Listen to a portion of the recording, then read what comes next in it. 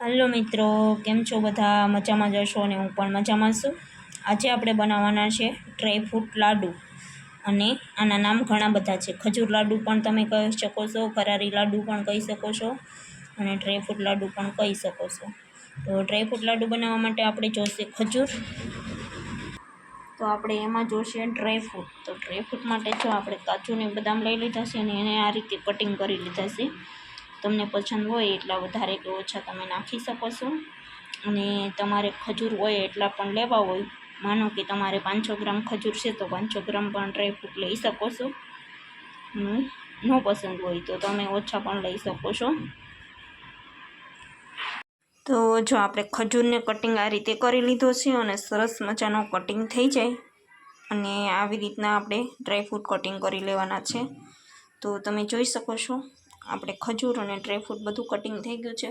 હવે આપણે એક તવામાં 2 ચમચી જેટલું ઘી લઈ લેશું અને ગેસ ચાલુ કરી અને આ ઘીને ઓગાળવાનું છે। તો આપણે ગેસ ચાલુ કરી દીધો છે અને આપણું સરસ ઘી મેલ્ટ થઈ જાય પછી આપણે ખજૂર એડ કરવાનો છે એમાં। તો આ આપણે ફરારી લાડુ તમે કોઈ પણ વ્રત કે કોઈ પણ તહેવારમાં બનાવી અને ખાઈ શકો છો। આ જનરલી તો આપણે ખજૂર તો શિયાળામાં જ ખાતા હોઈએ પણ તહેવારો કઈ રહ્યા હોય અને ત્યારે ખાઈએ તો ખૂબ જ ફાયદાકારક છે અને આપણે એનર્જી પણ ઓલું થાય અને કોઈને તાકાત ઘટતી હોય તો પણ આ ખજૂરના લાડુ ખાવાથી કોઈ વાર તેવા ન રહી શકતા હોય તો આ 2 લાડુ ખાલી ખજૂરના ખાઈ લે તો એને કંઈ તકલીફ પણ ન પડે। તો જો આપણે સરસ રીતે ઘી ગરમ થઈ ગયું છે હવે એમાં આપણે ખજૂર એડ કરી દઈશું। તો ખજૂર એડ કરી અને આપણે ધીમા ગેસે ખજૂરને સતત હલાવતું રહેવાનું છે। તો આપણે આ રીતે ઘીમાં ખજૂરને સરસ શેકી લેવાનો છે।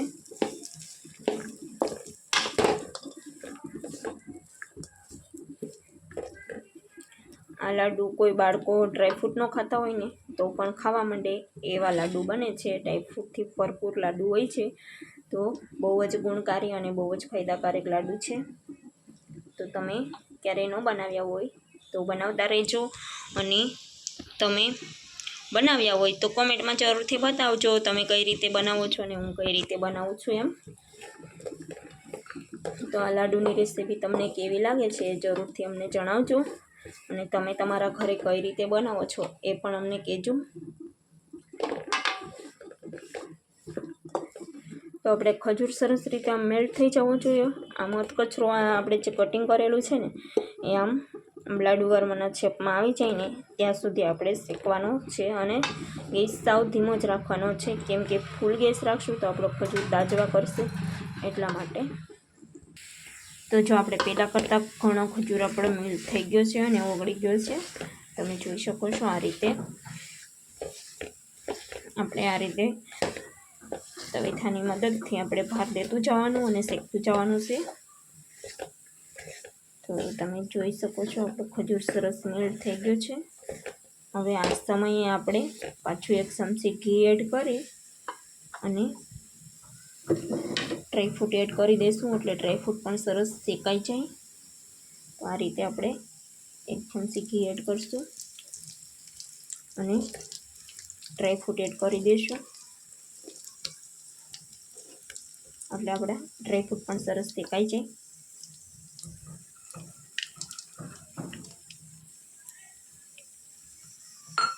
તો હવે ડ્રાયફ્રૂટને પણ સરસ રીતે શેકી દઈશું ખજૂરમાં મિક્સ કરી દઈશું।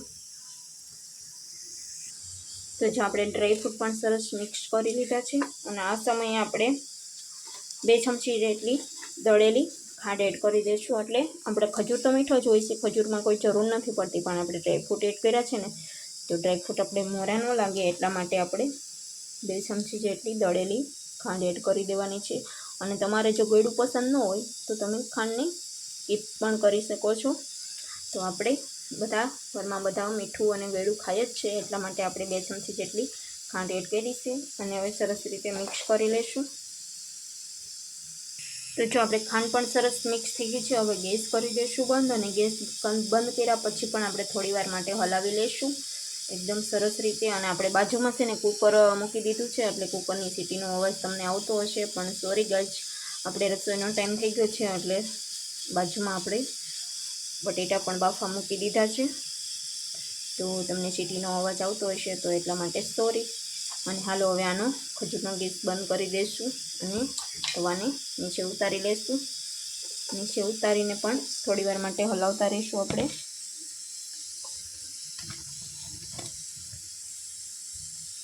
પછી આપણે તમારે જો આની ઢેફલી પાડવી હોય તો ઢેફલી પણ પાડી શકો છો, રોલ વાળવા હોય તો રોલ પણ વારી શકો છો, અને લાડુ વારવા હોય તો લાડુ પણ વારી શકો છો. તમને જેવી પસંદ હોય ડિઝાઇન તેવી ડિઝાઇનમાં તમે બનાવી શકો છો.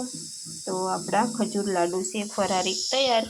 તો ફરારી લાડુ માટે એક લાઈક તો બનતી જ છે. અત્યારે શ્રાવણ કા મહિના છે, તો શ્રાવણ મહિનામાં ખૂબ જ બધાને વાર તહેવાર રહેવાનું થતું જ હોય છે, અને આપણે મહાદેવના સોમવાર તો બધા રહેતા જ હોય છે, એટલે ફરારી લાડુ ઘરમાં બનાવવા જરૂરી છે.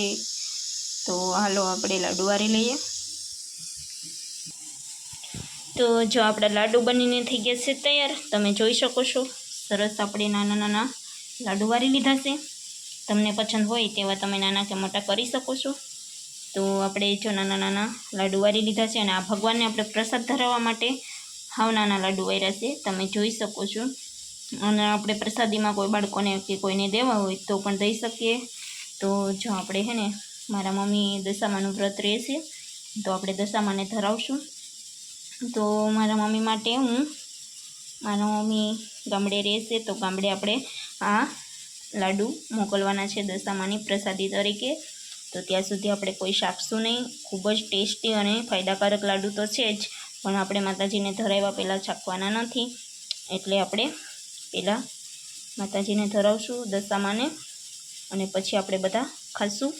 તો આ લાડવાની રેસીપી તમને કેવી લાગી છે એ કોમેન્ટમાં જરૂરથી બતાવજો. તમે જોઈ શકો છો આપણા ખજૂર લાડુ એકદમ સરસ રીતે બનીને થઈ ગયા છે તૈયાર. આપણે ખાલી 3 થી 4 જ વસ્તુમાં આપણા લાડુ તૈયાર થઈ ગયા છે, અને ફરારોમાં કે ઉપવાસમાં તમે ઉપયોગ કરી શકો તેવા લાડુ બનીને થઈ ગયા છે તૈયાર. અને બાળકોથી લઈ મોટાને સૌને પસંદ આવે તેવા લાડુ બની ગયા છે. તો હાલો ફરી મળીએ નવા બ્લોગમાં. ત્યાં સુધી બાય બાય. આ લાડુની રેસીપી તમને કેવી લાગી છે કોમેન્ટમાં જરૂરથી બતાવજો. અને તમારે ગમે તે સિઝનમાં આ લાડુ ખાવા હોય તો ખાઈ શકો છો, કેમ કે આમાં ડ્રાય ફ્રૂટ આવેલા હોય એટલે ખજૂર કોઈને ગરમ પડતો નથી. તો ઘણા લોકો એમ કહેતા હોય કે ખજૂર ગરમ હોય છે, પણ આમાં ડ્રાય ફ્રૂટ એટલા આવી જાય છે કે ખજૂર ગરમ નથી પડતો, અને તમે સવાર સાંજ ગમે ત્યારે નાસ્તામાં પણ ખાઈ શકો છો. તો હાલો આપણા લાડુની રેસીપી અહીંયા પૂરી કરીએ, અને આપણા લાડુ બની ગયા છે તૈયાર. તો અમારી ચેનલને સબસ્ક્રાઈબ ન કરેલી હોય તો સબસ્ક્રાઈબ કરી દેજો, અને ફરી મળશું નવા બ્લોગમાં. ત્યાં સુધી બાય બાય. તો આવી નવી મીઠાઈ અને ફરસાણની રેસીપી જોવી હોય તો અમારી ચેનલને સબસ્ક્રાઈબ કરવી જરૂરી છે. તો સબસ્ક્રાઈબ કરી દેજો, અને કોમેન્ટમાં જરૂરથી બતાવજો તમે તમારા ઘરે કઈ રીતે લાડુ બનાવો છો, ખજૂર લાડુ. તો હાલો ફરી મળીએ નવા બ્લોગમાં. ત્યાં સુધી બાય બાય.